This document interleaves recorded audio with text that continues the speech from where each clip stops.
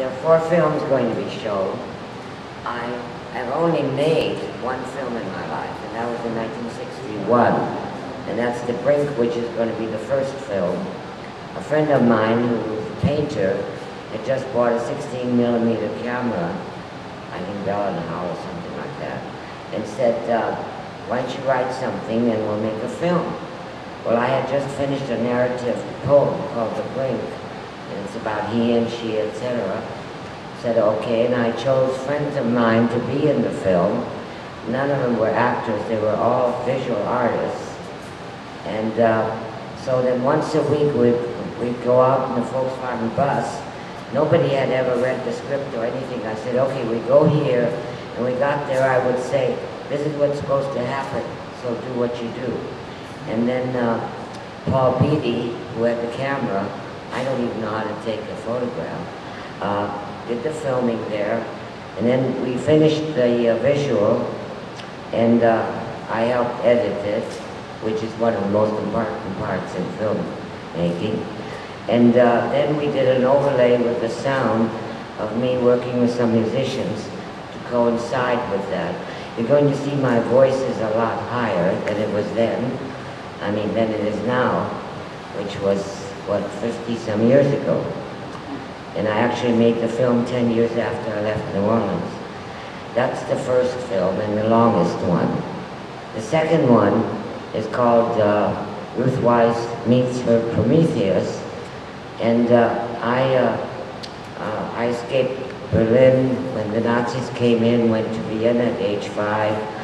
And for the next 5 years, we lived with my grandmother. And in the building where she lived, there was this huge statue with its tongue lolling out and in chains, and it frightened me.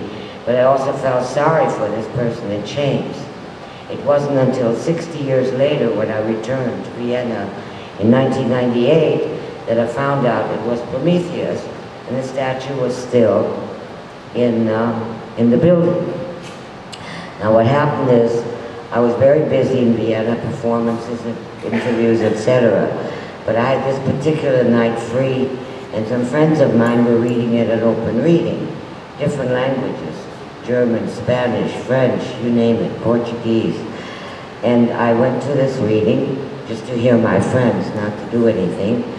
And it was a small place that only had 1 bathroom, so there was a continual line to it. And I was standing in line, and the man in front of me and I started talking, and he said he was a filmmaker, and his name is Fred Baker.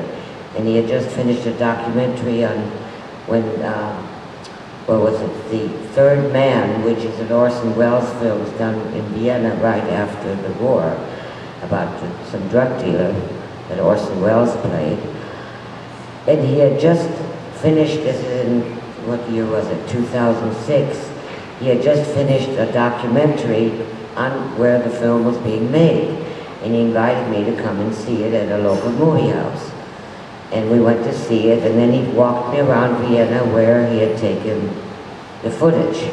And when we were done, I said, if you have time, I'll show you something. And we walked. Vienna is a walking city.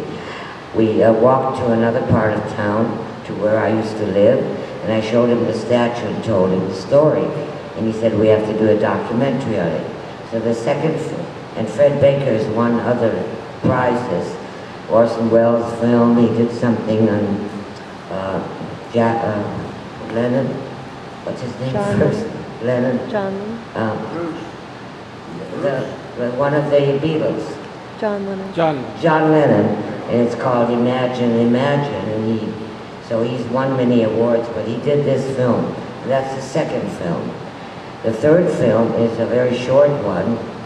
I did a poem, you'll see what it is, and it became a CD, and a friend of mine who's into filmmaking put the words on the screen and made it into a DVD. And the fourth one was taken at my house in Mendocino with a flamenco guitarist that I had met who was making films, and we had a party and he was starting to play flamenco, and I just jumped in and improvised doing some of my desert journal days. And we picked one of those out and then made a film of it. And that's the fourth film. So I think you have a picture, but if there are any questions afterwards, we can continue that. And thank you very much for inviting me. And David Brinks actually started this whole tour of returning to Mendocino after 61 years. I used to live at 912 Toulouse Street then. Thank you.